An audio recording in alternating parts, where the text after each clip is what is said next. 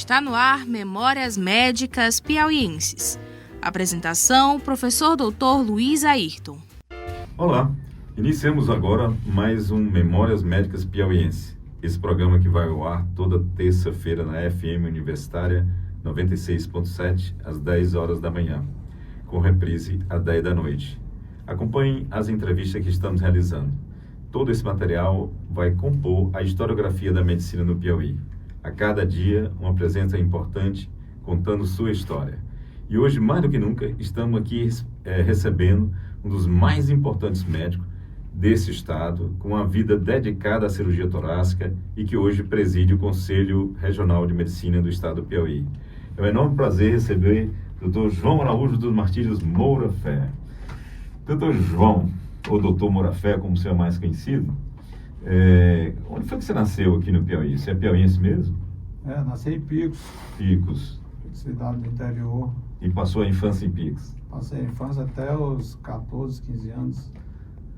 Passei lá e tive que sair para vir estudar em Teresina, porque lá o estudo já estava pequeno para mim, né? E essa infância em Picos, como é que se fazia uma infância em Picos naquele tempo?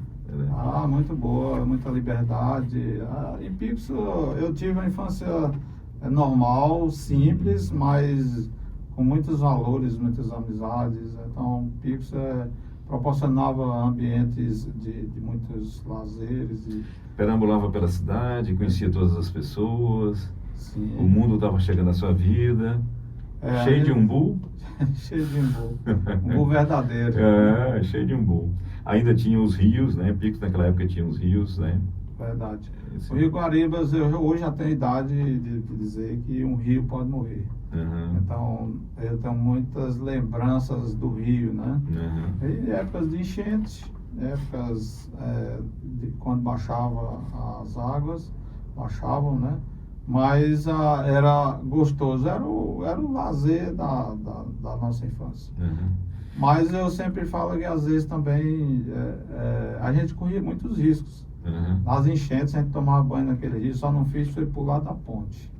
Mas aprendi a nadar no rio, tirei muito menino morrendo afogado, bebi água também. Mas era muito gostoso. Mas tudo no meio familiar. E assistência médica, mesmo você sendo uma criança, um pré-adolescente, existiam hospitais em Picos? Como é que você olhava esses hospitais?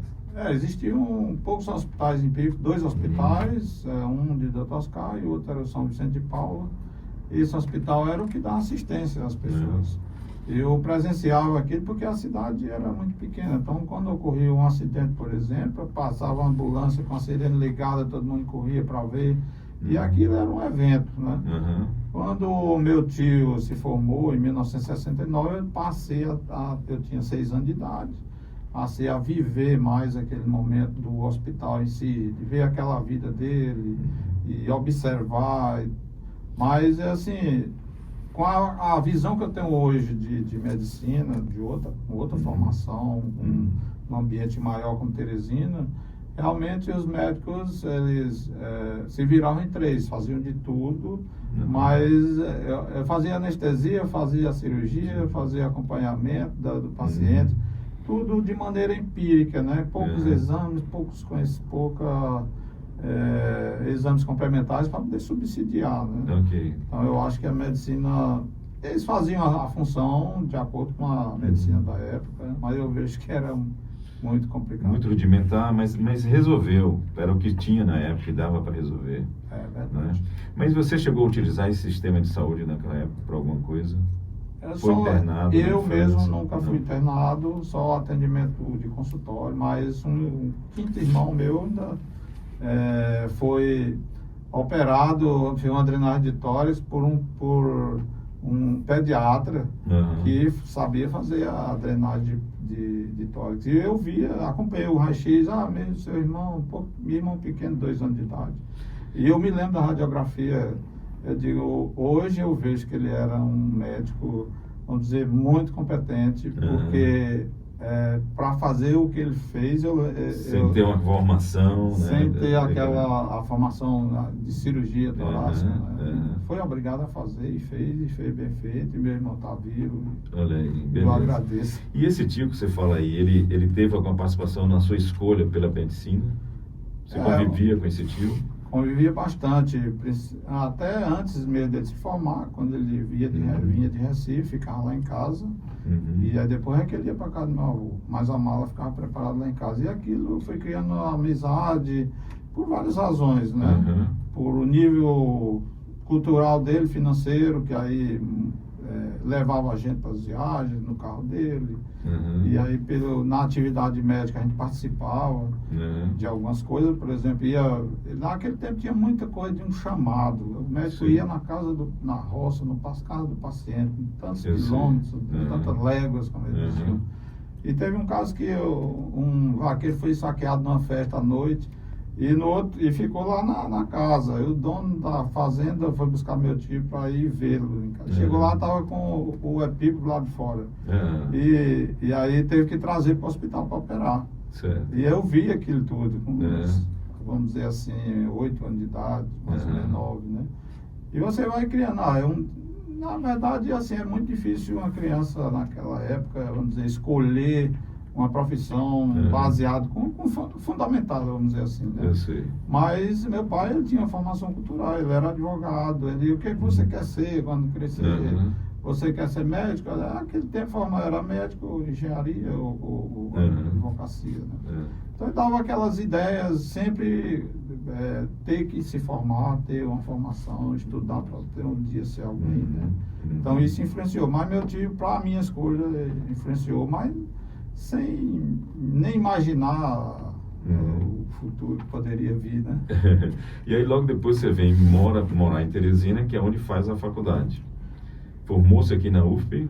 Eu vim para cá em 1979 e logo 2, 3 anos depois passei no vestibular. Fiz a graduação em medicina aqui na UFP, terminei em 1988 por ter um atraso aí, porque 3, 4 greves parece, então 1 ano de atraso, fizemos o curso em 7 anos, né? E aí depois é que fui para o Rio de Janeiro fazer residência médica. Então você fez residência, e aí a residência foi em que área? A UFJ, a gente faz a prova com acesso direto, eu fiz para cirurgia torácica, mas fiz cirurgia geral, e depois cirurgia torácica, um acesso direto, 1 ano de geral e os outros 3 de cirurgia torácica.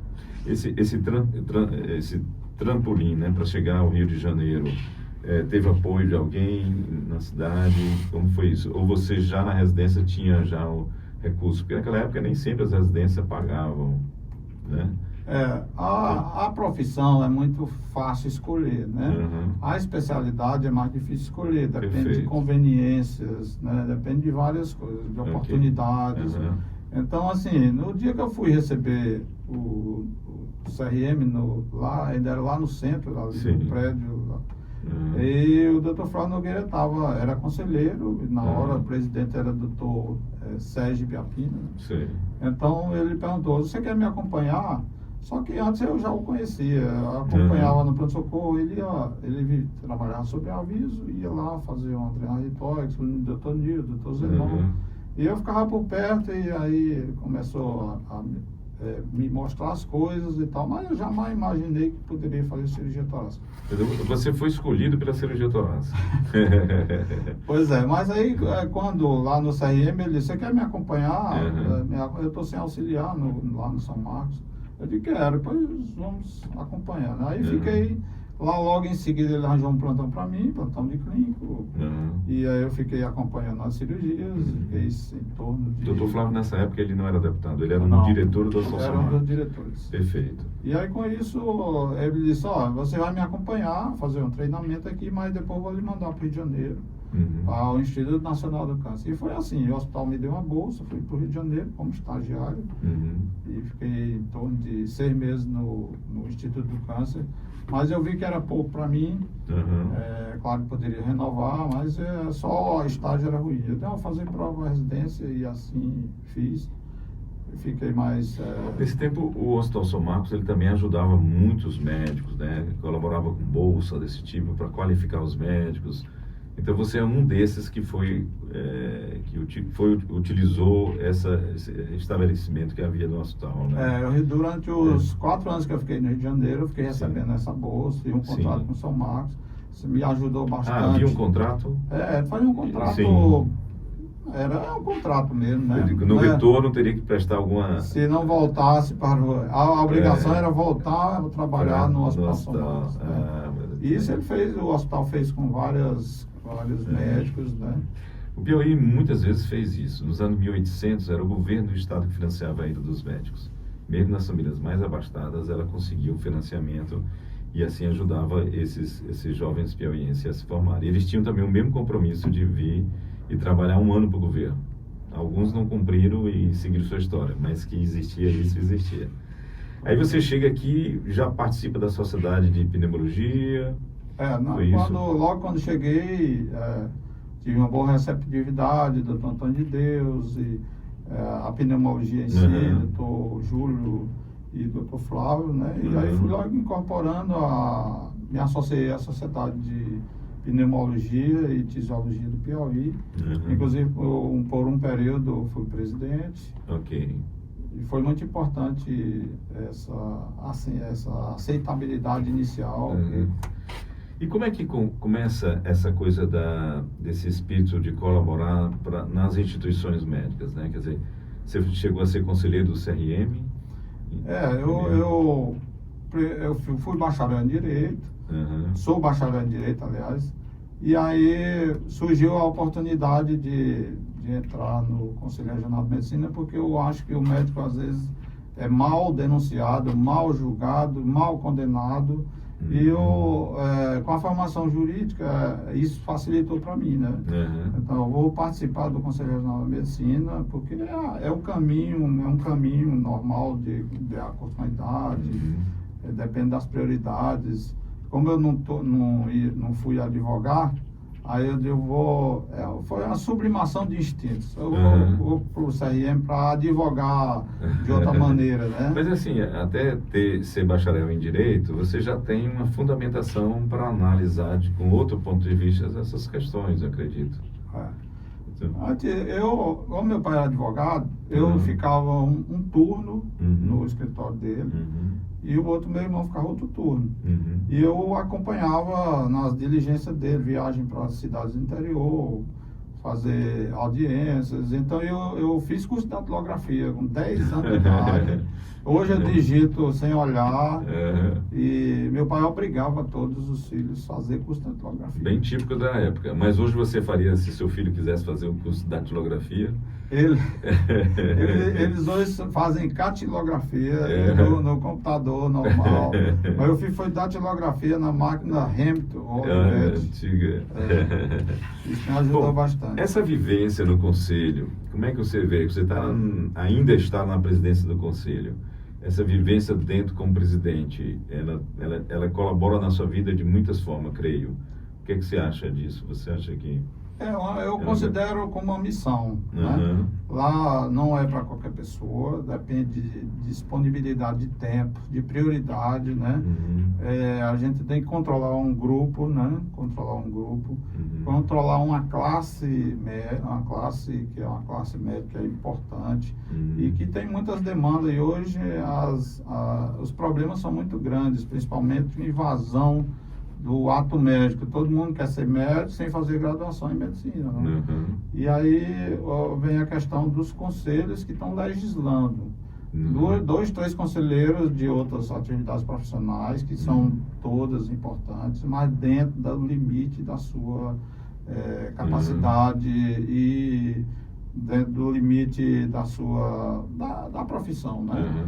Então o conselho reúne e 3 ou 4 e é dita uma resolução, o que é uma espécie normativa inferior, muito inferior do que a lei.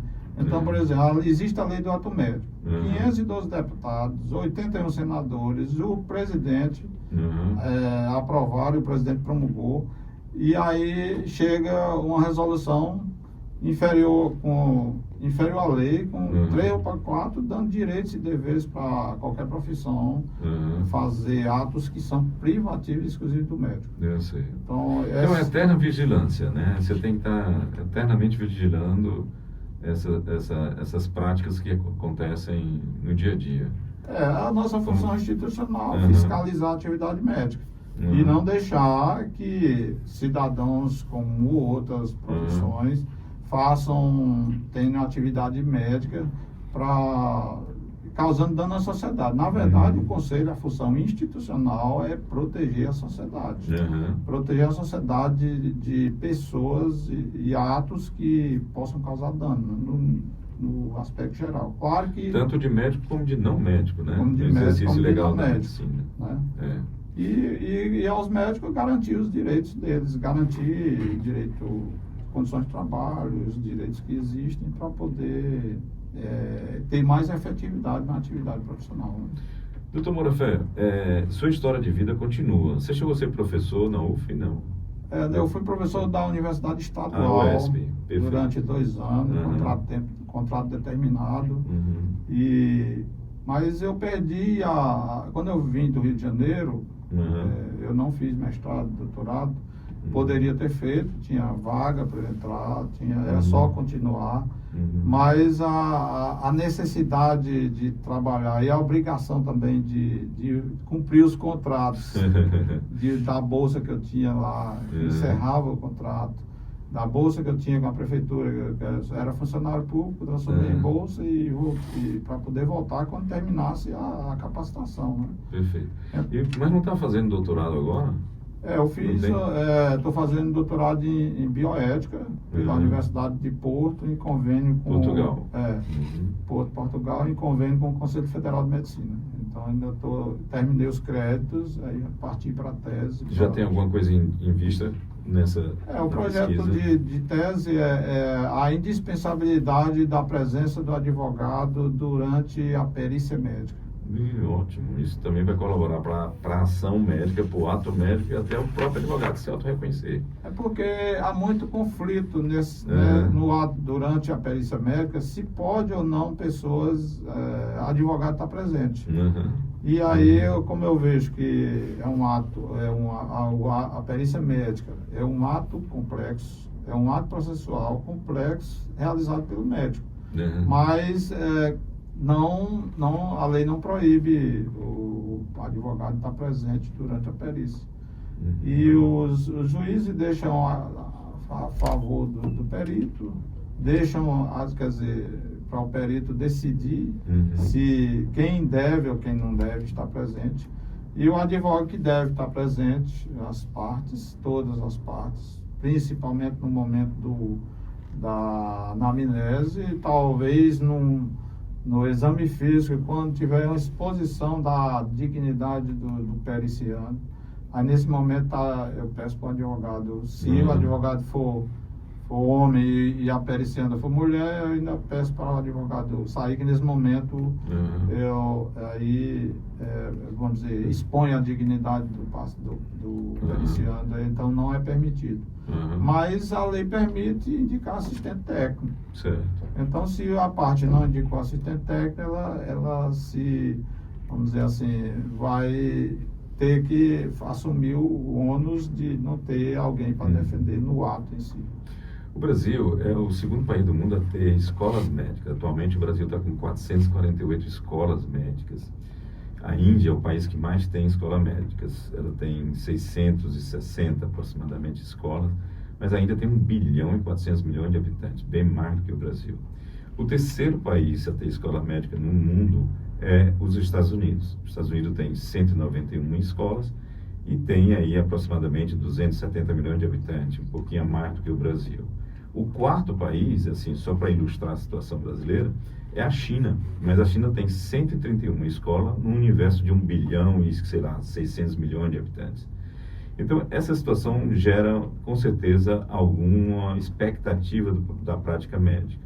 E o aumento do volume de médico formado, consequentemente, deve aumentar o número de processos. Isso é real? Olha, as universidades, as escolas médicas são muito importantes, muito importantes. Elas alavanca o desenvolvimento de uma região. Mas a criação, a liberação de faculdades, liberação do funcionamento da faculdade de maneira desenfreada, irregular, ela causa muitos problemas, né? Então, a quantidade de faculdade no Brasil é muito grande, a necessidade, o que nós precisamos não é a quantidade, é a qualidade de cada faculdade. Então, há faculdades que não têm a mínima condição de funcionamento, então isso pode ter repercussão na formação do médico, né? 19 faculdades dessas que eu citei tiraram do ENAD de 1 a 0 e elas ainda estão aí funcionando. Isso é uma coisa importante, porque aí o Conselho tem que estar de olho nisso e cobrar de quem gerencia esse tipo de coisa para promover a melhoria da qualidade.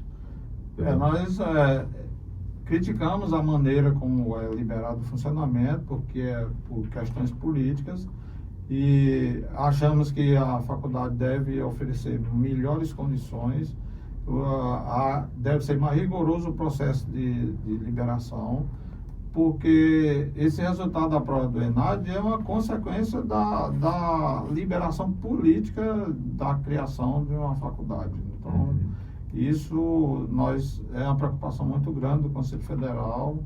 Nós somos contra essa maneira política como é liberado, sem critérios técnicos, e depois quer avaliar a faculdade se ela já sabia, uma coisa que já sabia, uma questão política, sabendo que a faculdade não tem condição de funcionamento. Claro que o resultado da prova vai ser ruim, né? Ok. Mas o impacto, que isso é importante, como você falou no começo da nossa conversa, a função do Conselho é a sociedade. Então, se nós formarmos médicos de baixa qualificação, nós vamos ter aí um aumento de uma série de coisas, aumento do número de processos, e mais impactante que é a formação seguinte. Esse grupo mal formado, como ele terá condições de formar a geração seguinte? Então, acho que isso aí era uma reflexão importante, daí essa luta do Conselho, das instituições médicas, combatendo essa forma de produzir escolas médicas, né? E temos os retornos de médicos de fora também do país, que precisariam ser bem avaliados, né? Essas coisas, todo o debate é quente. O debate é muito complexo, porque muitos médicos estão sendo formados no exterior. Sim. A gente não tem noção nenhuma da qualidade da formação. Sim. E aí, por isso, a necessidade do revalida. Houveram vários questionamentos sobre o revalida. Teve revalida simplificado, que liberaram mais de 3 médicos, aí, principalmente na Faculdade do Goiás, na Gran Rio, parece, no Goiás. E aí a Justiça bloqueou isso aí, mas agora o processo tem sido mais rigoroso um pouco, né? De qualquer maneira, tem a prova do revalida que foi feita, a reprovação é altíssima, 90%, para você ter ideia, é o nível de formação dessas pessoas, e isso coloca em risco a sociedade. O Conselho é uma autarquia federal, ela não legisla, né? Uma decisão administrativa do Ministério da Educação que libera a faculdade. Uma decisão do Ministério da Educação que libera o revalida, ou um programa do Mais Médico, que vieram muitos médicos de fora, sem ser registrado no Conselho Regional de Medicina. Então, registro no Ministério da Saúde. Okay. Mas isso foi um período, uma decisão temporária, que foi por causa da Covid, e sob a alegação de que tem pouco médico no país. Isso causou muitos problemas para nós, médicos, sem a gente saber e sem poder controlar, porque a função institucional do CRM é ver a atividade médica. Se ele não está registrado no CRM, nós não poderíamos atuar sobre ele. E aí, então, o projeto agora de proficiência, da prova de proficiência, que está já na Câmara, já foi aprovado na Câmara, na comissão, aliás, para poder fazer uma prova semelhante à prova da ordem dos advogados, para nivelar um pouco mais a entrada do profissional médico no mercado de trabalho, que vai prestar um serviço que poderá causar muito dano à sociedade. Excelente. Muito bem, estamos aqui conversando com essa luz iluminada de vigilância da qualidade da profissão médica no nosso país, Dr. Moura Fé. Mais ainda, está presente, atento e observando não só com a formação médica, mas a função principal do Conselho, que é exatamente preservar a sociedade na questão de saúde. Muitíssimo obrigado por sua presença aqui conosco. Se quiser deixar ainda também uma mensagem para essas novas gerações médicas aí, estamos ouvidos. Muito obrigado pela oportunidade de participar dessa entrevista, né? Quer dizer à sociedade que o Conselho Regional de Medicina está atento para todas as mudanças e para lutar pelos direitos dos médicos, para proteger a sociedade dentro da função institucional. Claro que nós não podemos legislar, dependemos da legislatura do Congresso para poder editar normas que protejam mais a sociedade e sem agredir, sem interferir na atividade médica. Perfeito. Muitíssimo obrigado a você também que nos acompanha. Saiba que o Memórias Médicas Piauiense também pode ser visto no YouTube, no Spotify e no Instagram. A qualquer momento você pode acessar o Instagram e ver essas maravilhosas entrevistas que estamos realizando. Muitíssimo obrigado, um abraço e até outro dia junto. Você ouviu Memórias Médicas Piauienses, uma parceria entre o curso de Medicina da Universidade Federal do Piauí, a Academia de Medicina do Piauí, a Sociedade Piauiense de História da Medicina e a Rádio FM Universitária.